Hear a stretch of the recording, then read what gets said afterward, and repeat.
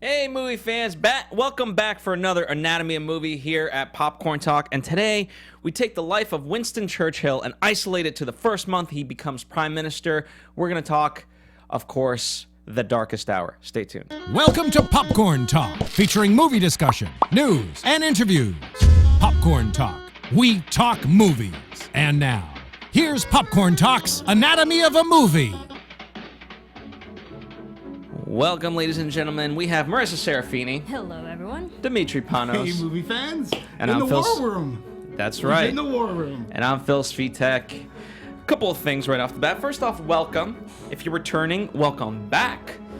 As you can imagine, we're going to talk about this movie, but unlike most critics, we're actually going to talk about it from the perspective where we've seen the movie, so therefore this is spoiler-filled. You've had your warning, and you can always follow along in terms of our notes.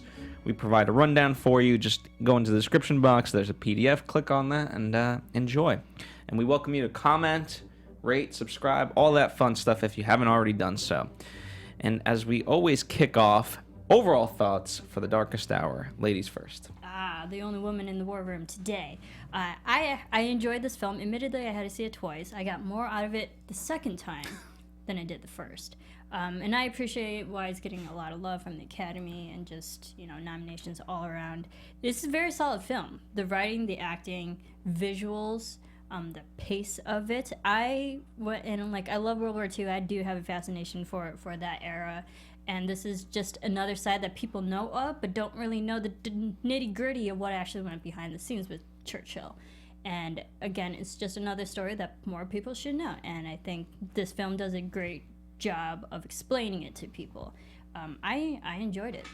I thought it was very funny that the way you prefaced it by saying, admittedly, you had to see it twice.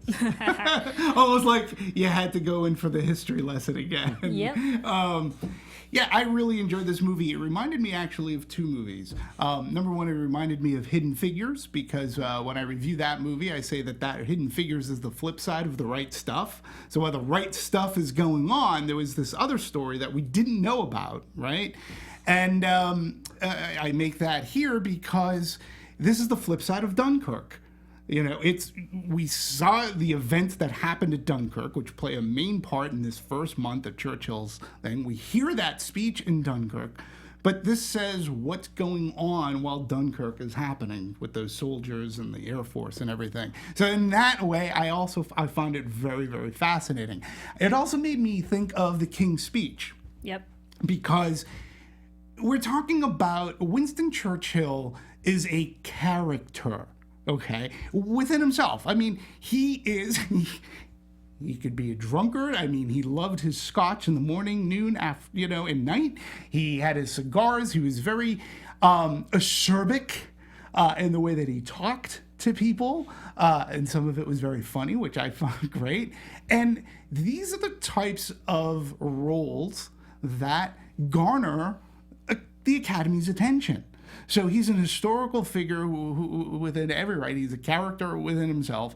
There's no doubt that, why it's getting this Academy attention. Gary Oldman's performance is just fantastic. He becomes, you believe this is Winston Churchill.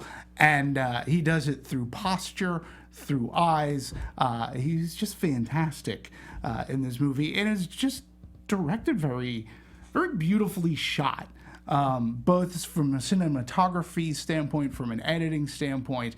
I felt that this was a movie that, like The King's Speech and even Hidden Figures, you had moments to sort of kind of cheer for and go, that's awesome. And so I really appreciated that. It's all done within a historical context.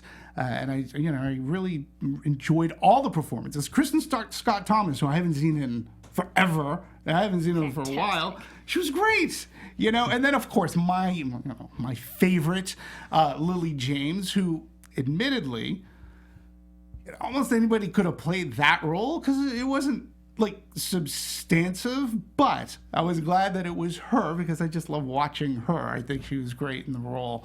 So Yeah, all across the board. Even Ben Mendelsohn, I thought, put in great performances. Everybody here is very solid, and it's a very, it doesn't overstay its welcome. It doesn't feel like you're taking history medicine, so to speak, because it's entertaining to watch as well. So, yeah, I enjoyed it very much. I appreciate the movie's ability to take what otherwise in history books as Churchill was elected prime minister while Germany was attacking Britain and so forth, or the Belgians in particular and so forth. And France. So, you take that and then you're able to expand upon it. And that's what I like is that we give context to really what's going on and we start to go into the details that often get overlooked. And furthermore, part of that, we'll talk about, right before we went on, we joked that most of the viewing audience was over the age of 25. Ironically, most people that I know that are under 25 will use a Winston Churchill quote as Monday motivation posts.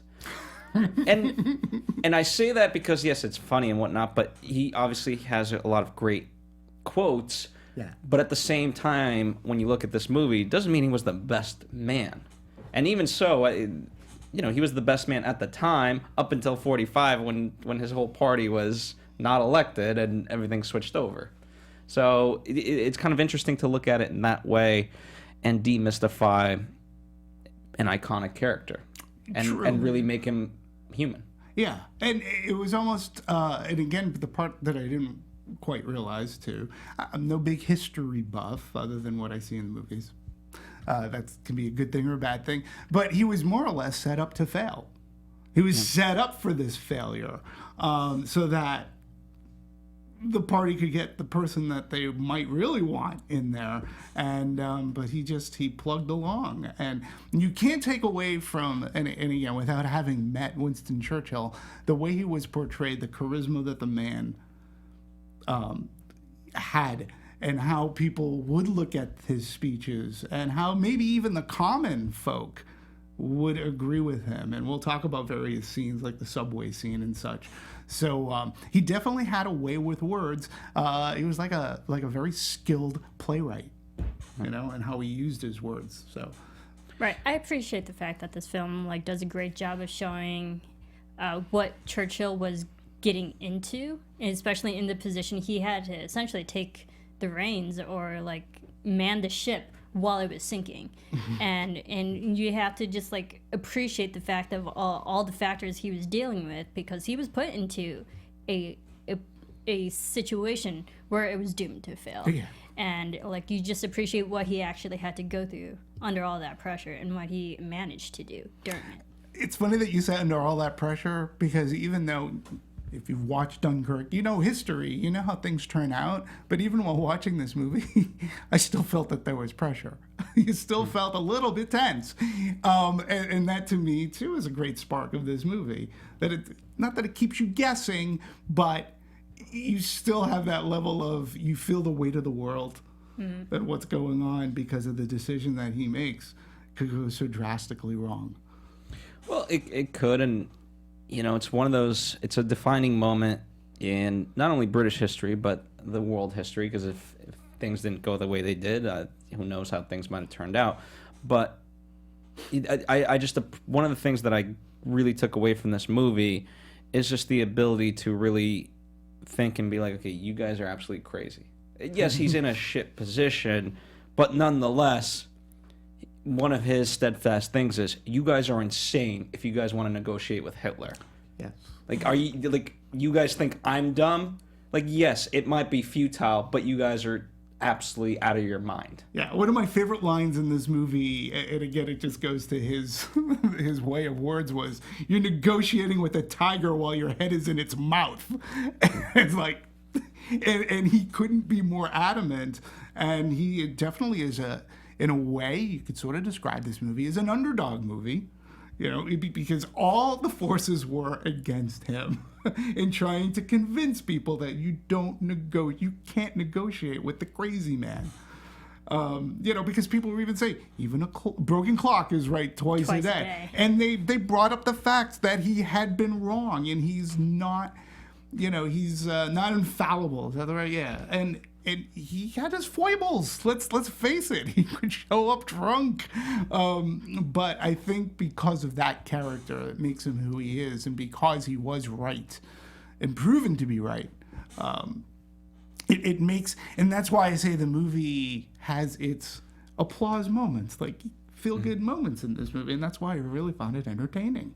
Yeah, and I know, like, we'll definitely get into Gary Oldman and his portrayal, but I think he did a great job of showing Churchill being so adamant against, the peace negotiations, making sure it wasn't written down on record. But also, he did a great job of portraying just, like, the human emotions to it, that he would be a person who is conflicted. He's Second-guessing. Yeah, second-guessing himself. He's so adamant against these peace negotiations, but he's so under pressure by his peers and the whole country that maybe he should even consider it. Right. Just to save everybody. Right. And I think he did a great job of balancing that confliction with it. Yeah.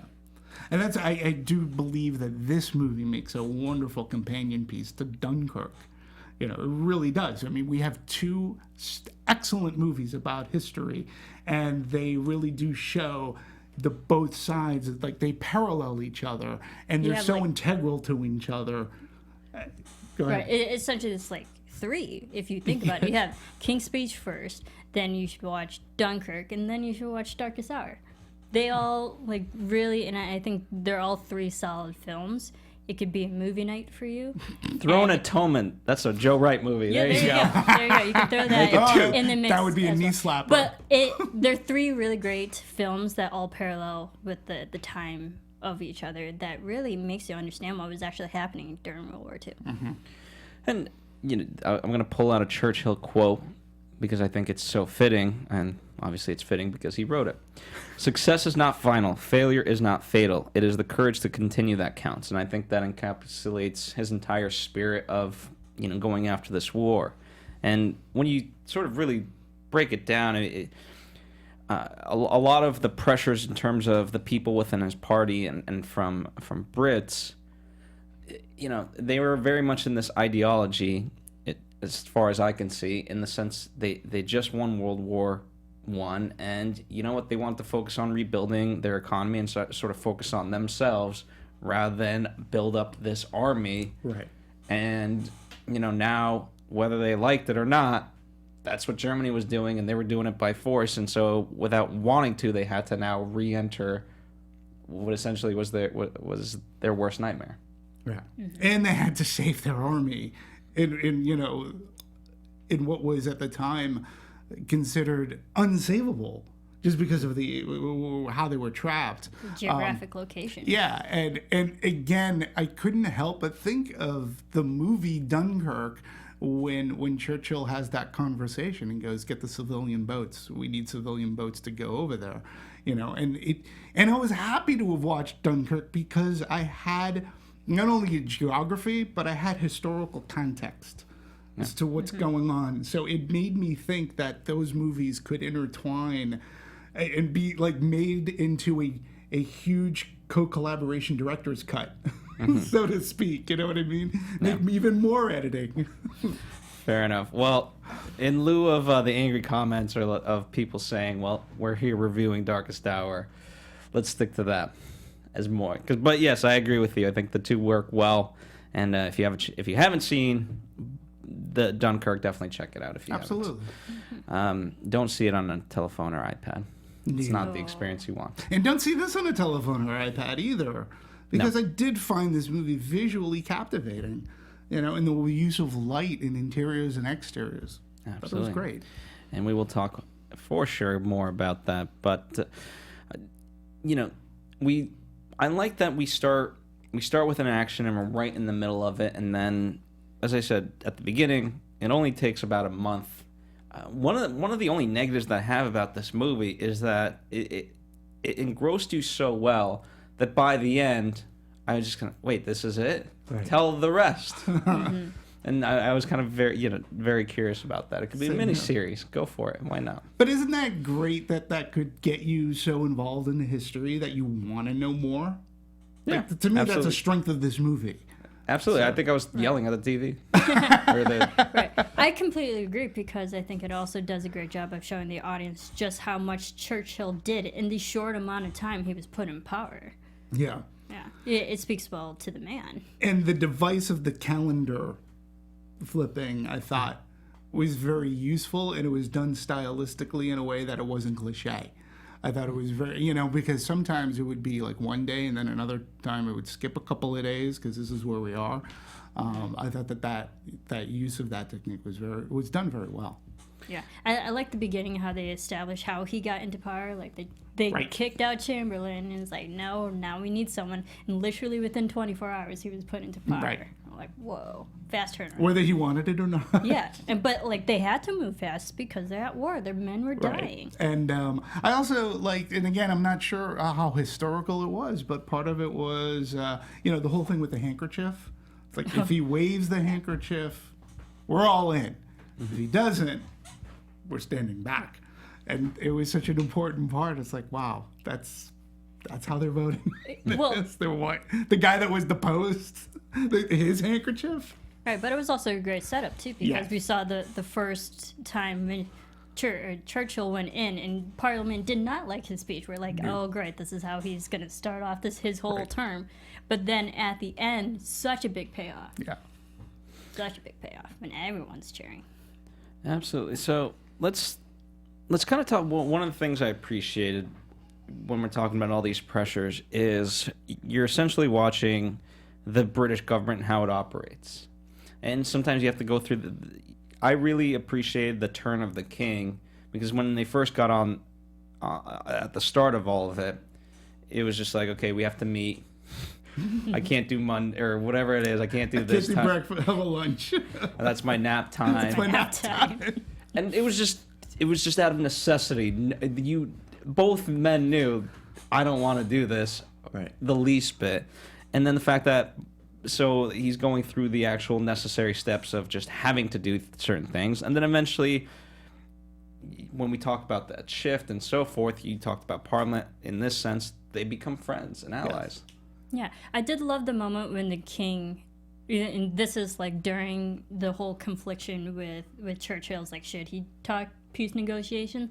And then when the king actually went to his place, sat him down and be like, I believe in you and I trust you, whatever you do, I'm on your side. I was like, all right, now that we have that true trust and loyalty between each other, that you know whatever Churchill does, he's backed by the king himself. Even if the whole country doesn't like it, the king is for him.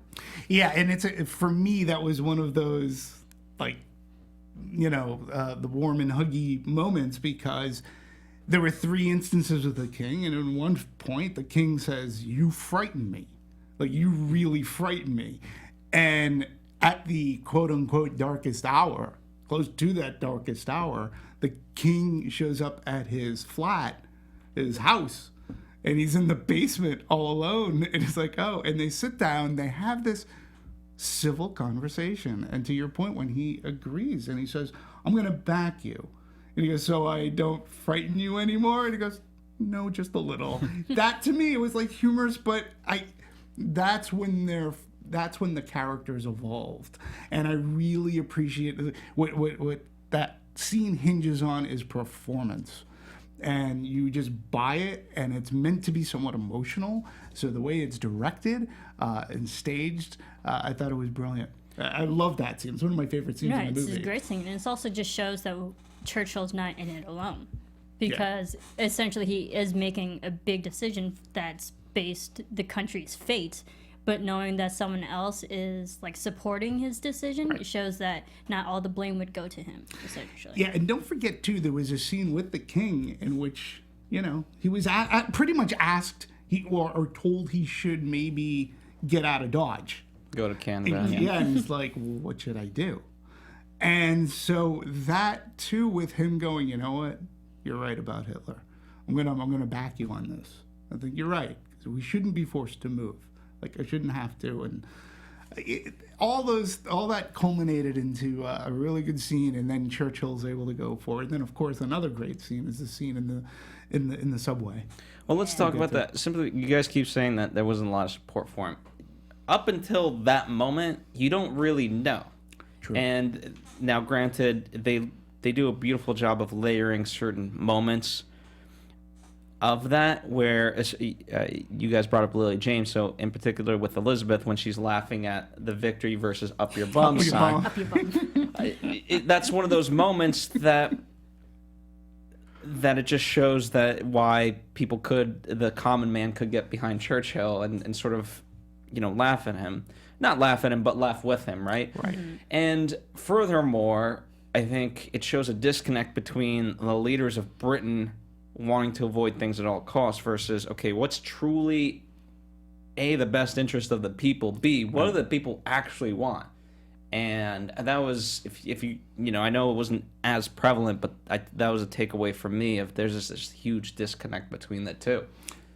Yeah, and I think the movie does a great job of establishing that his own parliament and government may not be on Churchill's side, but the people are. So what's more important is that you kind of have to, there's the disconnect just with the country. When your own countrymen believe you, but the people you work with don't. Right, and you don't quite know the belief of your countrymen. All you're doing is being fed, whether it's negative or positive information, from your politics. And that scene in the subway, albeit it didn't really happen in real life, but for cinematic reasons, he did take the subway a couple. So it's rooted with enough actuality that it's not just pulled out of someone's bum. But for cinematic reasons, it works really well too, in the way that it was filmed. That these people, they're almost snapshots, and he gained a better confidence of himself, going, "Oh my God, people really are listening. The people are listening to me," and again, it's just one of those warm and fuzzy moments that doesn't feel like it sticks out. It fits right within this movie, and it does it so very well. And those actors, the supporting cast, including the kids, were great at the interaction, because I almost felt like it was a town hall meeting in a sense. I thought that they were real people. I love the subway scene. It was my favorite scene in the whole film, because just the timing of the scene in the film was perfectly placed, because it was a nice break away from all the tension and pressure that Winston was going through. And visually, it looked so different from everything, because it was warm, it was underground, the lighting was warmer, the atmosphere was warmer, the people were warmer. Mm-hmm. And getting the actual confidence from his countrymen, from all different perspectives, from women, from men, from black, from white, it was just a great moment of inspiration that got him into a better mental state before he talked to Parliament. And it was just a perfect moment, especially when he was getting everybody's names. And then he mentioned it later to Parliament, everybody's names he just met. I liked him just as a person alone, because he really did care about the people. Yeah. And that just made him a more humanistic person that you would back up. And no matter how crazy / outrageous his things were, his orders or what he wanted to do for the country, you back him up because he actually was caring for his own people. Yeah. And he was, when you think about it too, he's actually somewhat shielded for the public. Okay, so he doesn't, at least as portrayed in the movie, he doesn't know the public perception. And there's leading into the subway, when he first walks into the subway and he's looking at the map. And he's like, how do I get to here? And the person's looking up at him. He's like, oh, he goes, oh my God, they recognize me? And the way she goes, well, you go over, and he goes, well, that seems easy enough, thank you. And he walks off, and they're sitting there slack-jawed, still going, oh my God, that's Churchill. And he's thinking nothing of it. I'm just asking directions. But it's a really great scene that sets up everything else in that subway about him. Let me ask you guys this. Do you think that was a change for him because he is so gruff and so bullheaded? So does it symbolize a change within him, or is it a matter of he knows the people that he's working with and against, oftentimes in the war room, he knows that's how he needs to be, but with let's say the common man, there's no need for it. They're not doing anything wrong. Right. I think it was just a not really a change in a character, but also a more bigger revealing of who the person actually was. Because we saw moments in the beginning of the film and peppered throughout that he wasn't actually a good guy. He was a family man. He cared about his family. He had a good wife and loving daughters and a son. And so, like, he cared about people. He had a soft side. And also, like, I love the moments where he had soft side for animals. Like, he was feeding the dog at the table. He was trying to get the cat from under the bed. Like, on some level, he's a good guy. Right. And then to surround him by his own countrymen, bringing him on, like, a level of just everybody else made him more likable. So I think it just helped show a better side that made him become more rational in his decisions. Yeah, and I would even say, I mean, number one, I think it's a great question for a topic of discussion. And you're right, you did have his love of animals, his love for his wife, for sure. And again, all I kept on thinking behind Kristen Scott Thomas's performance was behind every great man, there's a greater woman. She was such a strong and an emotionally supportive woman. That really affected the way in which this character of Churchill performed and acted. But I also think that there was another scene, too, in which we really got to see his humanistic side. And this is when he was sitting with Elizabeth Layton, played by Lily James, and he asks her about the picture on her desk. And she tells the story about how it's her brother, and he was at Calamar and Calais, and he died. And there was just a scene of pure silence, and just the way he was staring at Lily James, and you could tell from Oldman's performance that, again, it's not, this didn't happen, but you could tell by his performance that he understood, and no words were gonna affect how she was going to feel. And she's like, "What are you staring?" He goes, "I'm just taking it in. I'm just looking at you." And I thought that too was a very humanistic moment for this man, being that their relationship started with her being essentially tossed out of the room.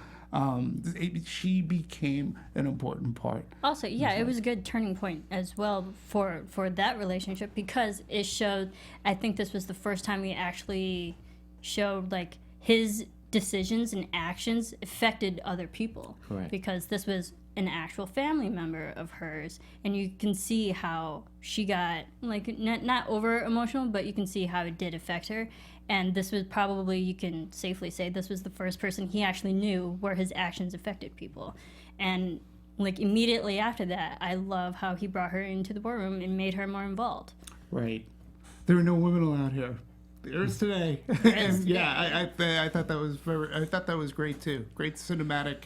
Well, you got to see the duality of it, because when you get close to that level, yeah, it's very heartbreaking. But then he also shows her the magnitude of the decisions he has to make. And yes, while he wishes he could protect every single individual of Britain possible, at the end of the day, it's the 4,000 men versus 300,000, and we're going to need it. Otherwise, guess what? You're worried about one person dying. We're all getting wiped out. Right. Yeah. So it kind of... I like how he doesn't level the playing field, but they both begin to understand each other's perspectives. And it further even elevates the hard decisions he does have to make, because he has to keep that in mind, but still say, no, we have to do this. But it brings a humanitarian look at the war too, and how it affects even the people that work around him. And it could affect those people in Parliament. It could affect everybody. It could affect the people on the train. And I like that, and I think that's the importance of that scene. And it does solidify the relationship with Elizabeth, who is a real character and who was his secretary, so to speak, typist.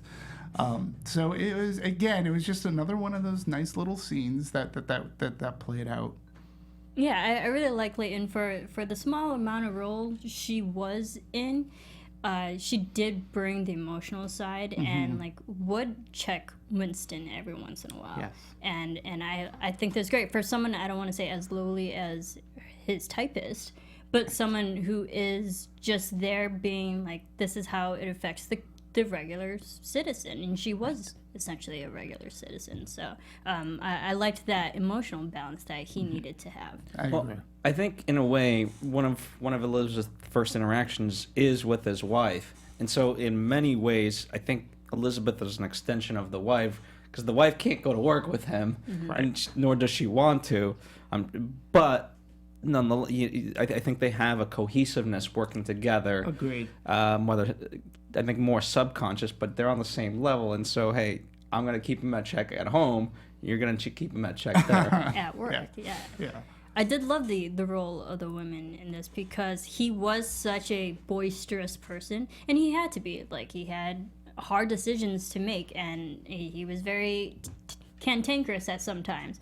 But I think it was very natural to have the women calm him down a bit and dial him back and rein him in, because sometimes you need that person to be like, take a minute and neutralize him. And not only that, though, not even just to calm him down, but just to give the support.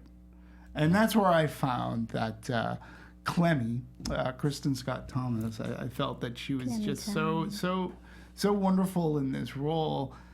That she is that greatest woman behind the great man. She really is, because I just don't think without her that maybe history would have unfolded. I'll be honest.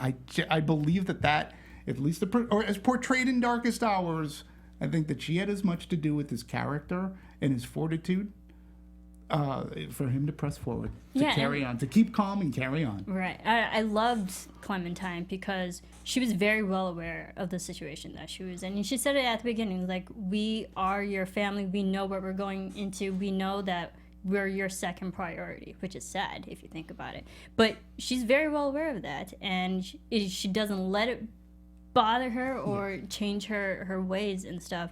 But I did like those moments of vulnerability when she's like, this is the life I signed up for. Mm-hmm. Well, to that point, she further adds, hey, at least now our sacrifice is for something. Mm-hmm. Like, you fought to get to this position.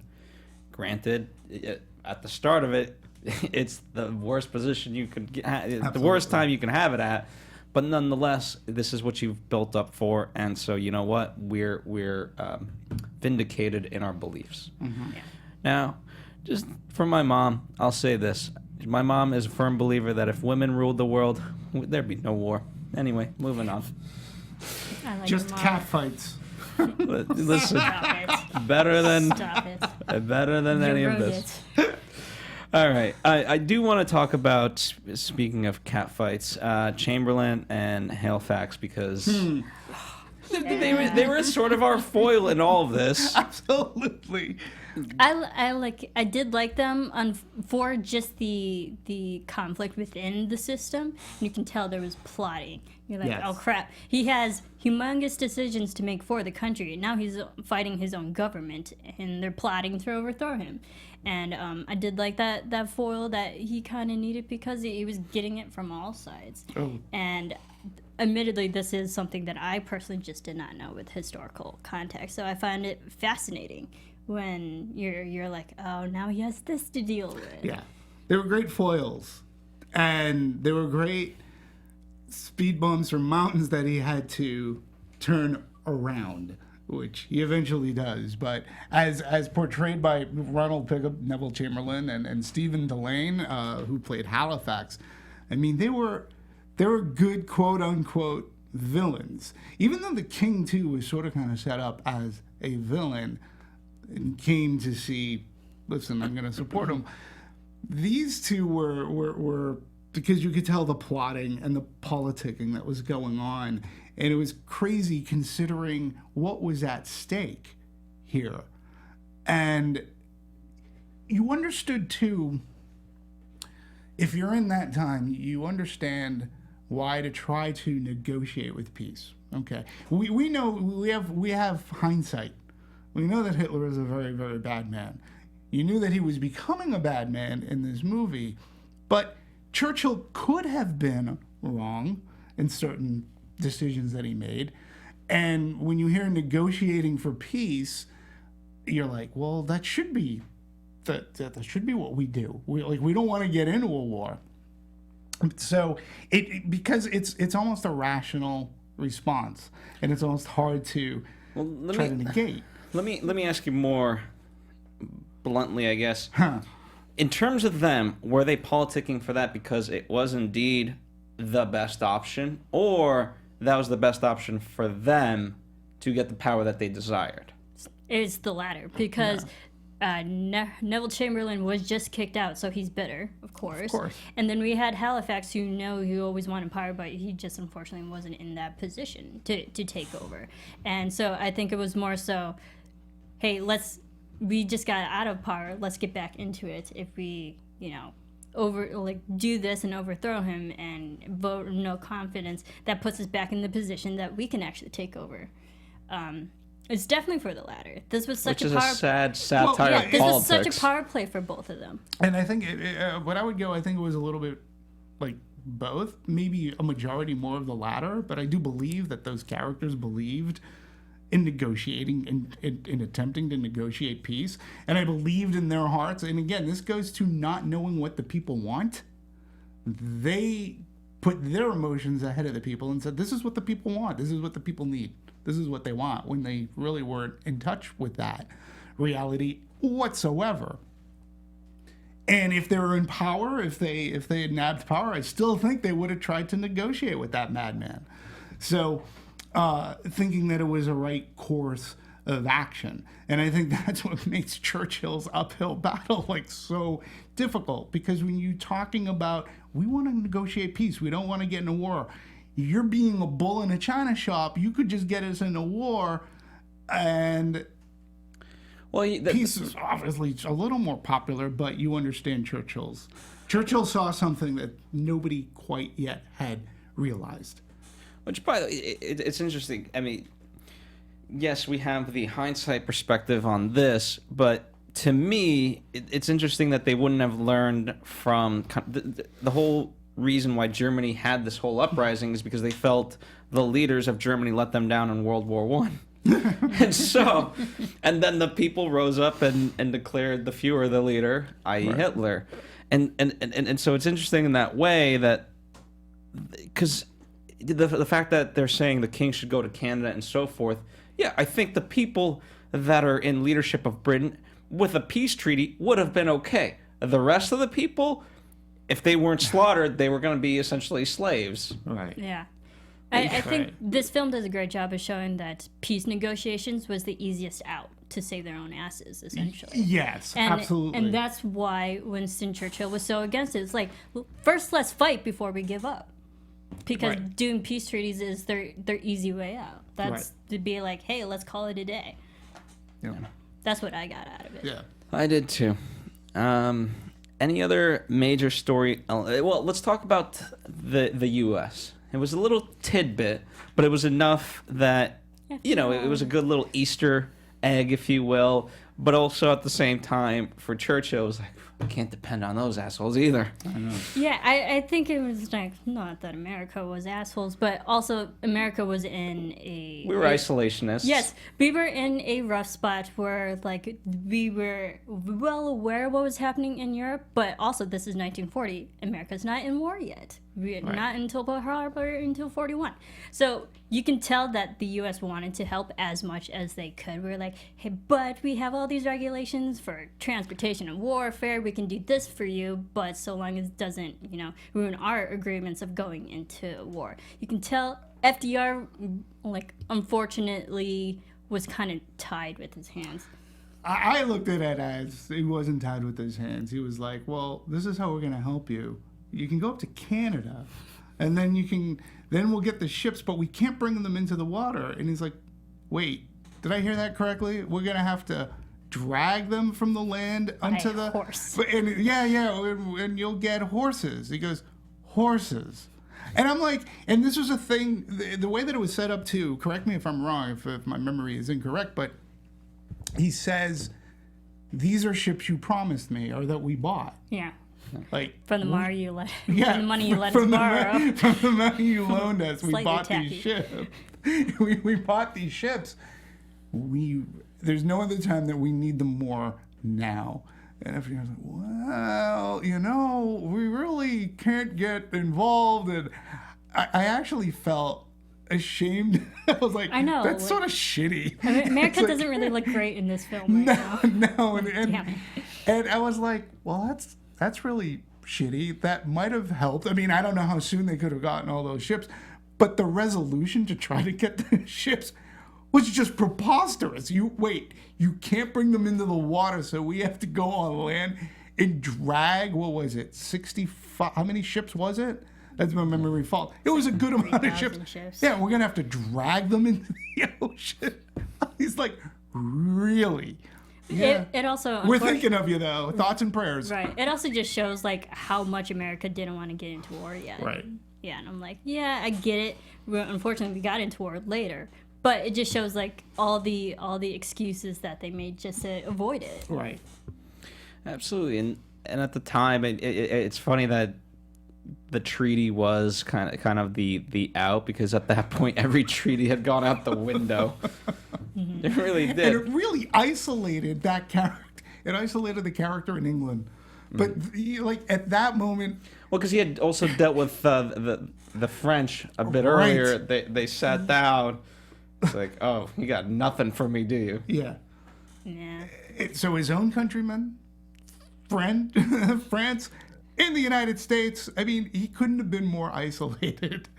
And he's just like, what the hell? What am I gonna do? I think it was a beautifully set up scene, the whole phone conversation with FDR, because we never actually see FDR. No. It's literally just a voice, and only Winston Churchill isolated in a phone booth, and you feel bad for him because I think cinematography wise, the way they shot it up, it's like black on both screens. There's a lot of negative space. He's literally alone in a room. Right. And it just shows that he's alone in the country right now. This was before the king started backing him up. And they used the close-up very strategically. So they showed him isolated, but then when they needed to, right, oftentimes you kind of intercut and you get both men, or you cut to a reaction of a particular thing. Here, you had his, when that close-up came, you only had his reaction. He's like, Scream. Yeah. and he's trying to be of all things, because we've seen him yell and this and that, so you would think he'd just start yelling in the damn telephone that time, but he's trying to be as diplomatic as he can be, of like just trying to come up with a solution. Yeah. Right. I'm eventually gonna get the. I did buy those ships. Right. You just feel bad for him because did. he's reaching out to his friends / ally countries, and they're not even helping him yet. Right. So you're like, crap. Yeah. Yeah. Well, it all went out the window, didn't it? Yeah. And you're right. I was glad that they didn't do like a split screen or whatever. I think the hemming and the hawing on the other end of the line just said it all. How you doing, buddy? Yeah. Well, here's the thing of it. It was really done well from even that audio perspective, because he's acting with the telephone. Right. It was great. And we all know FDR was under a lot of heat back Oh. in his day too. So Oofa. that's a whole nother 3 movies to follow him. All right. Any other story points you guys want to talk about before we shift into more of the production side? I can't think of any. All right. So let's talk about good old Joe Wright, the director of obviously this one and a lot of historical pieces, whether Pride and Prejudice, Atonement, which was very well. I haven't seen Anna Karenina. No. Actually. Yeah, I missed that one too. Did you, Demetri? No. Oh, have we're all in seen- the same boat. I have seen Pride and I Prejudice. mean, I've and seen Atonement, versions but- of Anna Karenina, Just not and his. Pride, not his. All right, fair I know enough. the story. Well, so he loves history, and I think he tells it really well, and he has the ability to really capture emotion and whatnot, and I really appreciate it the way he does it. And in fact, I thought when we talk about, you mentioned the calendar coming down and so forth, he loves this idea of time and playing with time. Even so, in particular, there's a great, I included a link to an IMDb about him talking about tracking shots, because it's not just the cinematography, but it's the playing of the time. Right. And I think that shows more than just in the shots, the script as well. Yeah. Yeah, and I think the time also did show like how much Churchill went through in the 20 days he was, in power, making these decisions, because I think it just helps with the visual reinforcement of the time too, because also just from going from scene to scene. But I think he also did a great job of just pacing, because there was so much tension in this film. But we did have those good placed scenes throughout that broke the tension and calmed it down. Like when he had the telephone, that was a good, with FDR, good moment to breathe. The train station with everybody, good moment to breathe. Even his small conversations with his wife, just being like bringing him back to being a family man. Like, I love you and I support you. Your whole family supports you. There were moments to breathe. Right, and there was humor. You know, I'm not calling the movie a comedy, but the scene too, where Elizabeth confronts him, she has trepidation. She's afraid that he's gonna yell at her for about. You realize that this means up your bum. Like, I know you probably meant to do this, which is victory. You did this, that doesn't mean victory. And you could see that he was starting to like, well, she goes, it means up your bum. And he's like, that whole scene. And when he cracks up, all the air is let out of that room. And you can tell right there, they start that bond. And it's a great scene because he did do that. And yeah, he just told him to sod off, up your bum. And I liked how Gary Oldman kept on echoing it down the hallway. And he's just laughing. Up your bum. Well, I'm very curious. Luckily, it was that, because if it was anything else, like, you know what I mean? Because he was having that up your bum, technically his unofficial stance against the whole war room. Right. So, well, it works perfectly. But and for the common people to have that picture going, look, he just told everybody to sod off. I mean, Edgar Wright uses this. He uses that a lot. So when he did it, it's like, you don't know that he didn't know what he was doing. He just like, I like victory. It was like it was a harmless act. Absolutely. You're like, okay, he is human. Yep, absolutely. And I think for moments of levity as well was when she was typing and he was in the bathroom. He was like, missed him coming out in a state, naked. So like, there were moments where you just had to laugh at him because he is like a regular guy. Yeah, and again, I think it's those moments too that make this not feel like you're taking medicine. It's not like you're seeing a history lesson. This is a movie, and it should be entertaining. In which way, if I come out of it with something, I'm all the more better of a person for it. So, but I really do think that Joe Wright did a really good job. He surrounds himself with great talent and people that he's worked with before. The cinematography.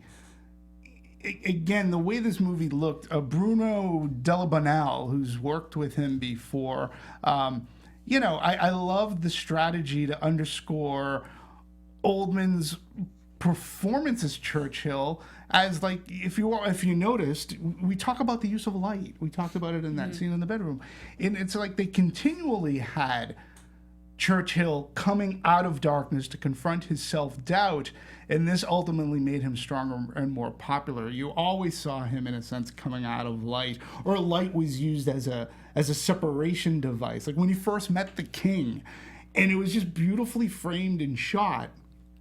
So really well done. Or he stepped back into the light. Correct, yeah. That was great. Or also the moment when the king goes to visit him, he's literally alone in his bedroom loft area in the dark until his wife turns the light. Like, right. Hey, the king is here. So you can tell there were moments where he actually sulked back into his dark world in the darkest hour. I mean, the war room itself was one of the, like, if that's where I had to work on a daily basis, dear Lord, that is a depressing hellhole. It's a dungeon. It's a basement dungeon.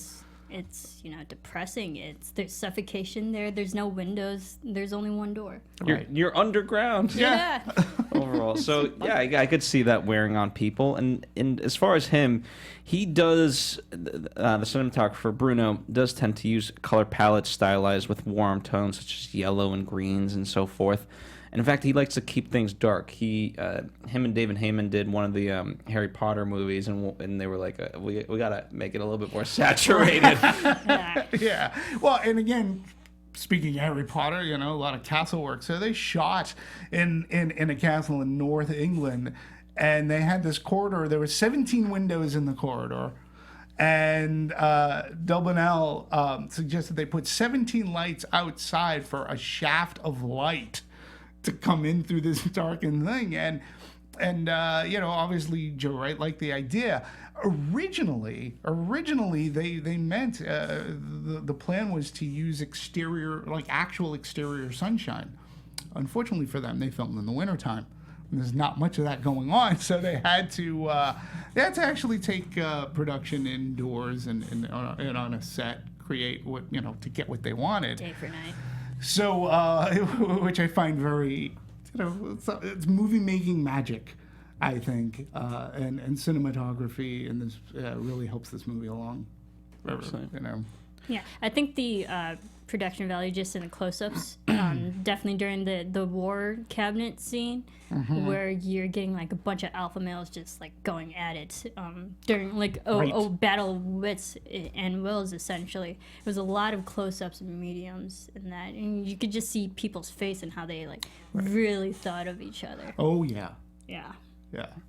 And they actually worked at a pretty well pace, about 15 setups a day. They shot 2 cameras simultaneously overall, so when you think about it, that's quite a bit of footage to be able to get. Yeah, absolutely. And especially when you have to be that precise with the lighting and also choreography, I'll say, or staging, if you will, of the action. There's a lot that goes into it, and the fact that they were able to do that many is a testament. Yeah. Absolutely. On the flip side of kind of production, as far as Gary Oldman, he spent about at least 200 hours in makeup alone. Right. Wow. That's just give him an Academy Award for that. Yeah. Absolutely. And what actually, this to me I found the most amazing about, and this another reason perhaps to give him the Academy Award. Come on, it should be his year, his body of work. But in this movie in particular, because it was so demanding to get into the makeup, and it wasn't just a fat suit; it was prosthetics on the face as well. And we can go into the making of the fat suit in just a bit, but because it took so long for him to get into that makeup, Gary Oldman actually memorized the movie as he would a play. So he knew going in, like what they were going to be filming, what Churchill was going to say.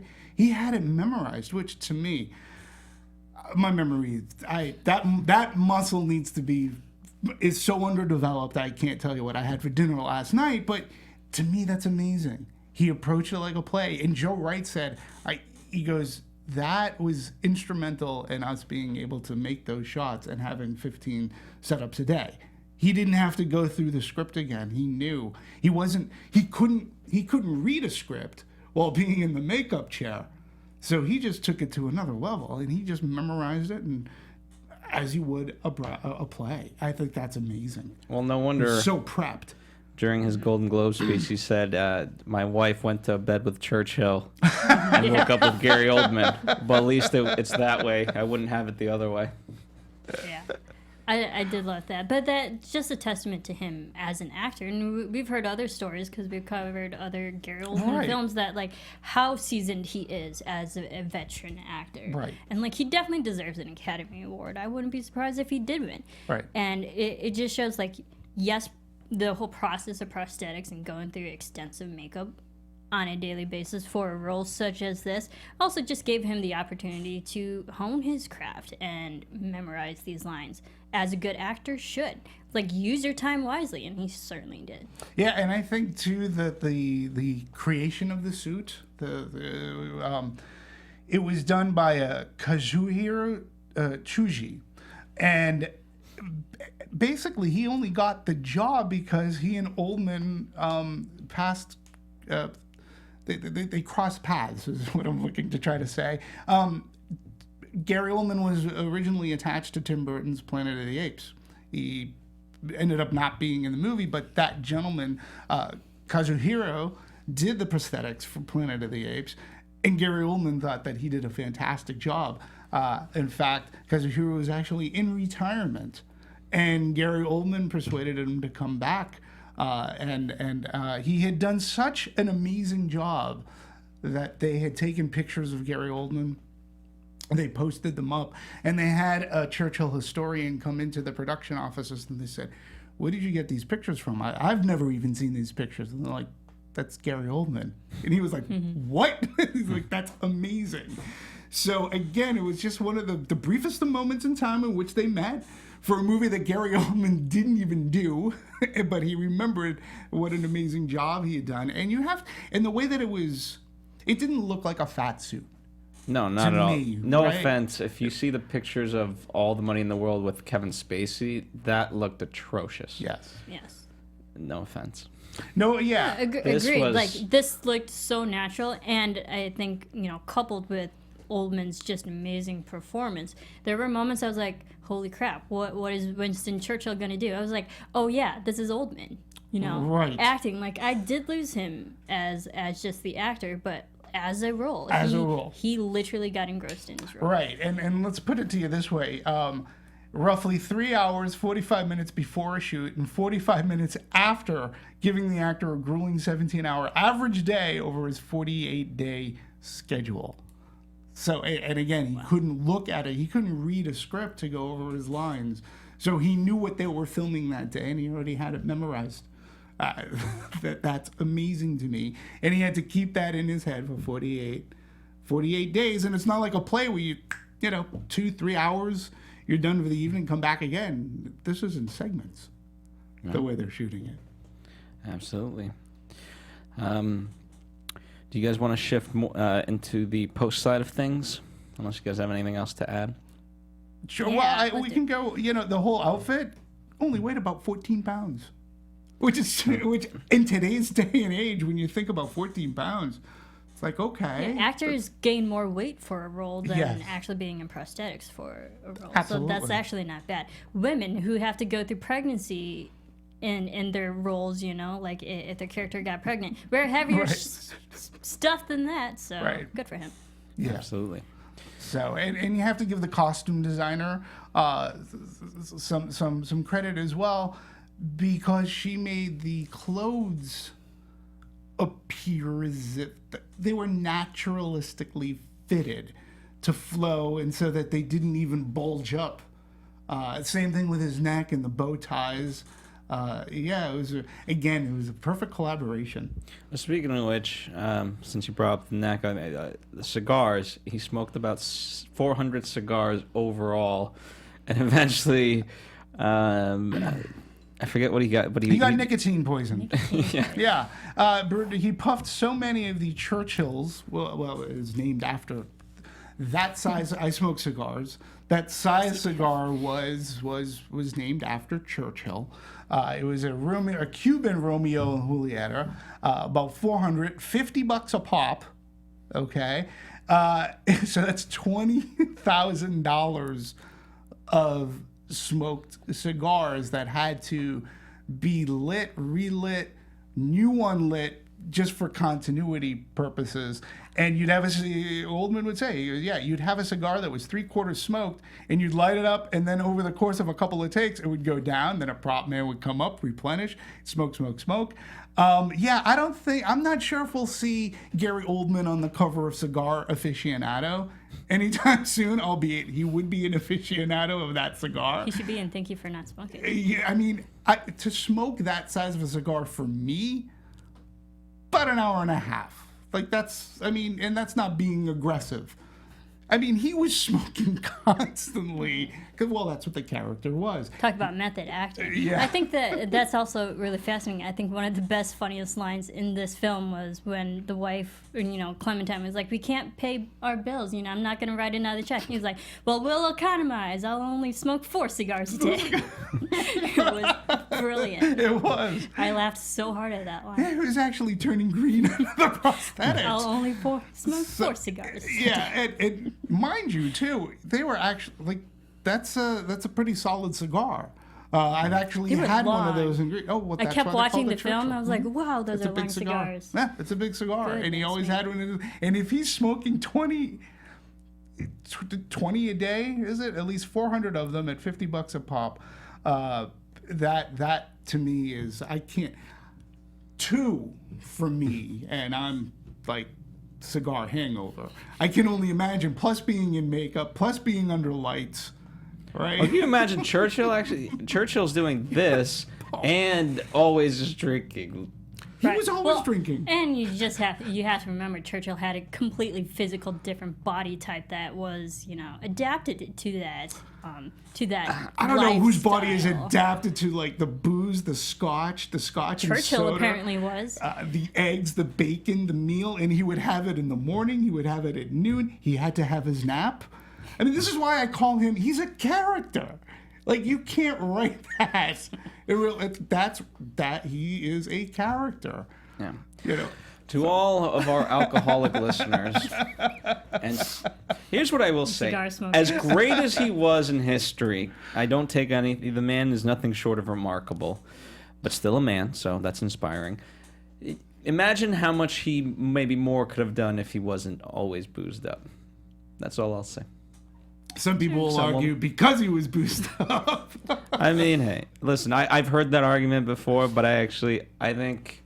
I don't know. There's something to it, in I the think sense it that just added to his character. I'm not condoning it. I get it. I know. I'm not It's who he is. condoning it.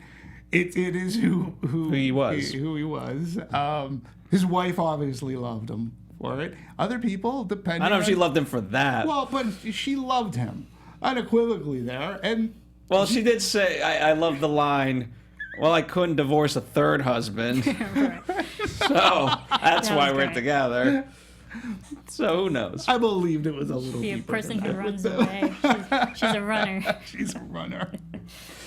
All right. So, enough cigars, enough booze. Moving on to the post-production side of things. So, I don't know. I kind of want to start with the music, simply because, in a sense, I know it's always editing that dictates the music, but the score in a lot of Joe Wright's movies, it's kind of just perfect, and it propels the scene forward. Yes. And oftentimes that's what I find so, and especially like the train scene, you just had that small buildup, and you knew we were going somewhere. Yes. Yeah, I yeah. think it helped with building the emotion. That's why that train scene, for me, it had those warm and fuzzy. That's awesome, you know. And you're right. He's worked with this Marianelli, Dario Marianelli, before. What I found the most interesting is when Joe Wright approached him. You know, he's the only director, Marianelli says, who asked me to start writing music before shooting. You know, and it anchors the music at a previs level. So they're not using like previs type of temp tracks. They're actually using Marianelli's tracks.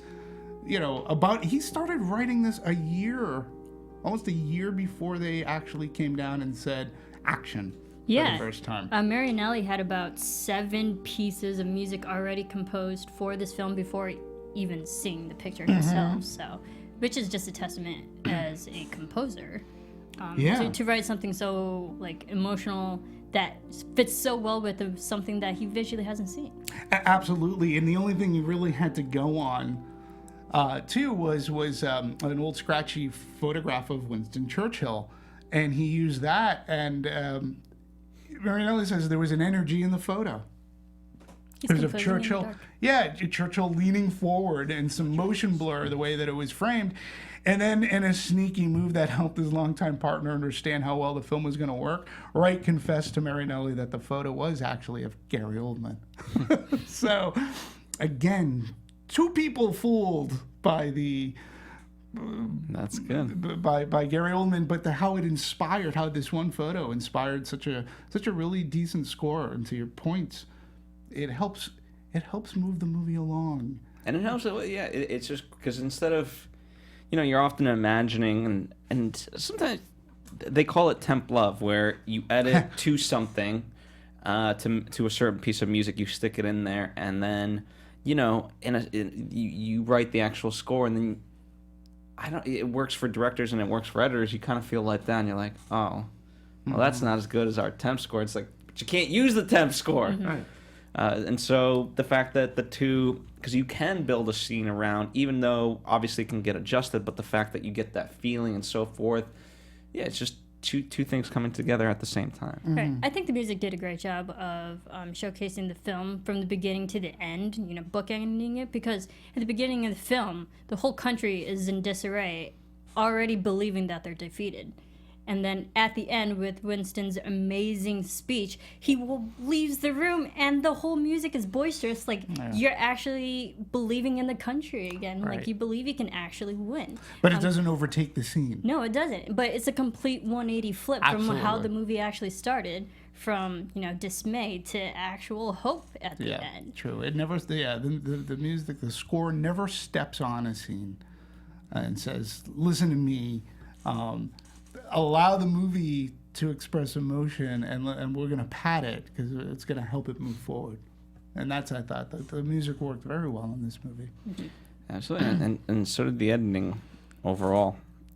When you're basically overall, you have to focus on the character of Churchill, but how you do that, so you have to be very strategic in going to reaction shots or so forth. And I thought they did a fine balance of both, knowing exactly when to not be on him, but knowing exactly when to be on him, or when to cut to a different angle of him for the better take. Right. Right. And the interesting thing about the editing, Valerio Bonelli, who's the main editor, he and his assistants, and Joe Wright and his assistants, they actually all lived together during this film. And usually we always hear that editors aren't on set watching the film, but they were actually on set a lot, seeing everything being taken. And then they would go back to their house that they set up for the editing during the night and watch all the dailies. So, like, they had the clear idea of what they filmed during the day to what they were going to edit at night. Right. Here's my So bias. during the real life time process. Here's my bias, by the way. Oftentimes people say, well, number one, it can be a time thing, but on the few times that people say that it creates a bias within the editor, I think that's a load of horse shit. Go F yourself. The more they're involved in the process, I get it. Time and money might be an issue, but if they can be part of the process, let them be part of the freaking process. Especially that, like, even absolutely. I mean, you should be. They should be working in tandem. And I always think that director, cinematographer, editor, those three people, in order to set up their shots and figure out, try to have that previs, whether it's in their head or whether they're animating it out or storyboarding. How you're going to have your shot, how it should look, what I'm going to cut to. This movie, again, for a historical movie too, had a flow. I mean, this isn't a war movie. This is a piece of history. It's a piece of parliamental procedure. How are we going to make this tense and exciting, and how are we going to make it warm? How are we going to make this humanistic? And that all falls under your leader, the director, and how he's going to utilize his editor and cinematographer. And then all the production design and everything else falls into place. Yeah. It worked out. They sculpted it really well, and again, the movie. Every movie should pick up pace towards the latter half, but it just picked up such tremendous pace that I really wasn't expecting the movie to end when it does. And yeah, that's as I said before, that's my only negative criticism of it, because it just. You had me on such an uptick Right. that where are we going with this? And it's a movie that clocks in just a little over 2 hours. It's maybe 2:10, maybe, or No, less than that, and that just includes a long list of credits primarily. Right. I think it was like right around the 2 hour mark. But I think the great thing just about the editing, like, it does a great job of just building the character arc of Winston Churchill. Being at the beginning, for first talking in Parliament and the whole country is against him, to at the end when he changed the whole country, and to be on his side and back him up, like, that's amazing. And they visually show that with amazing pace. I agree. Absolutely. Now, as far as promotion, obviously now with the award season, it's getting a lot of buzz, and it's getting for Oldman. Just curious, is this a movie because American audiences don't understand how the British government perhaps works in particular? Is this movie more for older people and history buffs versus I feel like, I don't know, might be my own bias, but if it was an American historical movie, a lot more American audiences would kind of go see it more. Absolutely, but it is World War II, which did ultimately affect so many countries, and America did eventually get involved. But if you think about it, the people and the characters and real life people who was involved in these actual events, they're not teenagers. They're not the young demographic. They are the older people in government. It is the age demographic from 30 and up. So it makes sense that people of our age, from like the older 20s to the 50s and the baby boomers, would love this film because it's the same age of the people who are actually in the film. Right, and I think another reason this movie works too is because you can show this in a history class and talk about, you have so many great talking points, not just about the man himself, but the history surrounding this and the parliamentary procedure and about World War II. And then you can lead off into how eventually America got into World War II and how America at the beginning was so separatist against, like, they didn't want to be a part of this. So, and I think that it would be entertaining for kids. I mean, obviously, this is Academy Award season. It's not necessarily a commercial film. So it's not reaching out to the superhero crowd. It's not reaching out to teenagers. But Just focus features. even with that said, even with all of that, and it's not a horror movie either. It was for Churchill. Sure, but horror. even with all that said, domestically, the movie's done $46 million. Domestically, that's pretty decent for a movie of this stature. Now, is it being helped by Oscar buzz? Probably. But here's the kicker. When you add in the foreign gross of $53 million, this movie worldwide has made over $100 million. That's amazing for this movie, because $100 million, that's commercial reckoning right there. That's commercial box office, regardless of whether that's worldwide. So that's fantastic to me to hear about that, because that does mean people are going out to see this movie, and with this Oscar buzz, hopefully it gets more and more people out to see it. I think, and with American history being what it is too, I think it's a really great movie to juxtapose.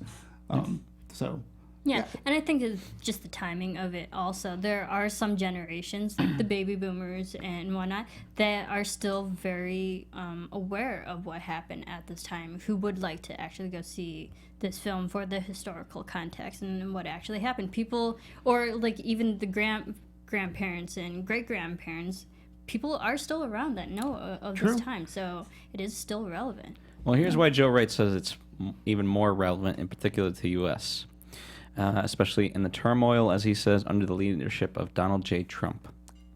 He said, "There's a big question in America at the moment. What does good leadership look like? Churchill resisted when it mattered most, and as I travel around America, I am really impressed and optimistic at the level of resistance happening in the U.S. at the moment. After George W. Bush was elected, it wasn't the same level. There was more apathy then. Now people are very vocal, and that's really positive." Again, that's, his politics into it, and his stance on American politics, but, take that for what it's worth. Mm-hmm. Yeah, absolutely. And if you think about it, this is the same time as Adolf Hitler. So, who do you really want to see a movie more about, Churchill or Hitler? Let's be honest. So you're going to go with Churchill because he's the lesser of the two evils. Yeah, and again, I think, too, the release of this movie, not to raise the ire of our audience, I don't mean to, but I have to say, Dunkirk was released earlier this year. I think going off of that audience, too, which plays to an older audience as well, right? I mean, it got in some of the young girls because of that actor.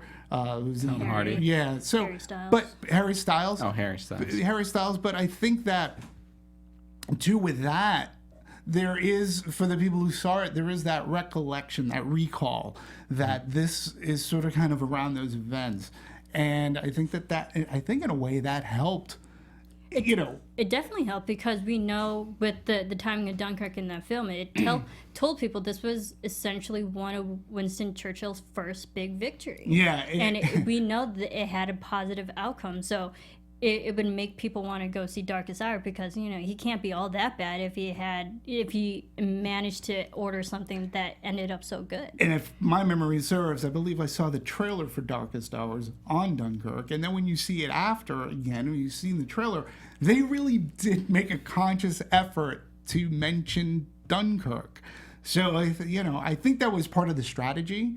But then you also have this amazing performance by Gary Oldman to anchor this movie on, and that helps immensely because people want to see a performance like this. Well, I'm glad. Speaking of Dunkirk in general, as we get into award season, that finally Chris Nolan is getting recognition on that Academy level beyond just sort of the more periphery side of things. Right. But Darkest Hours, I think, benefited from the release. And their marketing for Focus, they did a really good job. It was a line that I loved in this movie. My request was not a request, it was a command! Yeah. That was good. That was an order. Yeah. So I appreciated that. Yeah, you believed everything that he said. And Gary Oldman, he's one of those actors. He's an actor's actor. When you think about his whole career, right? He's had some amazing roles. He's taken some crappy roles too. As every actor does. But he does. He's taken, if you look through his filmography, he's had a handful of them. And you can tell, listen, he just wants to act. He has a family. Just take care of the family. I want to act. But he's in such a great position where he can take that shitty role, and then a Darkest Hours will come his way. And he'll go, yes, I want to do that. He's not going to maybe get paid as much. Who knows what his contract or back-end deals. But look at the accolades he's getting for this. We will tend to forget about the crappier roles or the smaller roles that he'll take. But remember, he was the villain in Air Force One. I mean, this guy has such presence, and it wasn't really until Harry Potter, in a sense, when I think it definitely Harry Potter being serious. Like Gary Oldman had an amazing career in Europe, but it wasn't until Harry Potter that really revealed the amazing actor who he was worldwide. Right, and he was primarily, a lot of people remember him for being villainous until maybe Harry Potter, where he wasn't. And then of course he plays James Gordon. Yep. This is the guy. I remember the Ebert and Siskel review of Sid and Nancy. And both of them talked about the performance of this new guy that you needed to watch, Gary Oldman. And then he was in The Professional. I mean, geez, he was the villain in The Professional, or Leon, Luc Besson's movie with little baby Natalie Portman. Professional, yeah. I mean, he's such a crazy villain, but he's really crazy good. Yeah. In all of his roles. Well, I'm glad, and both the movie and him are getting a lot of praise. We know what happened with the Golden Globes, so kudos to him there. As we head into the Oscars, we're a couple weeks away. We'll see there. Yeah, Academy Award loves actors who transform themselves into roles. Right. They really do. So it puts him in a great position to win. Yeah. Absolutely. I think it's his year, and it happens to be a good movie. Absolutely. As well. 100%. It would be interesting if he won and then Dunkirk got Best Picture. That would be very funny. Sorry, Joe Wright. I'm not actually advocating that. I just find it would be funny. Ironic. Definitely ironic. All right. Any final thoughts before we wrap this up? I enjoyed this film. I'm glad I watched it twice because there is so much in this film that's so important to the world and to just how the countries, became and how they are today. And I think it's an amazing story to tell that really did affect a whole, nation. Mm-hmm.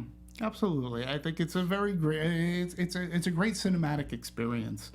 And there is another side to this story, and that's why I couldn't help but think of movies like Hidden Figures, because there's another side to the story that we just don't know about. We've heard of Churchill as a character, as the man. You said Monday morning people, inspirational quotes. But to see the man portrayed in this, and there's been many other actors who portrayed Winston Churchill. I think that it was a great movie, and it is a fantastic portrayal that can. This is what really good cinema can be about. It just opens up your mind, and you see good quality entertainment on the screen. Keyword: you're entertained by history lesson. Absolutely, and I appreciate it a lot. I think we even did Molly's Game, and that pulled a Winston Churchill quote. So he is forever tied into many, many things. A lot of people historically have great quotes, but again, you'd be very hard-pressed to find someone as often as used as Churchill. So that about does it for us. Thank you guys as always. Please do comment and let us know what you thought of the movie, what we didn't talk about, what you want us to talk about, and we'll chat with you guys in the comments section. The conversation begins here, but it does not end here, just like the movie. That was the start of Churchill's career. It was not the end. And ironically, one of the cool parts, they talk about how he was sort of outed in 45, but then he was reelected, I believe, in 51 again. Check me, but it was the 50s for a couple of years. Anywho, as we round up, speaking of Oscars, as we round up into award season, towards the finale of things, we will be finishing out talking about the various nominated movies next week. The Post, and I'm forgetting what else.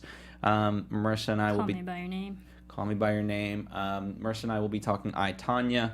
I'll be here too for I, Tonya. Oh, look at that. There you go. All right. So anyway... They're already kicking me out. Damn it! Well, the behind the scenes was he said he was only doing one movie. Anyway.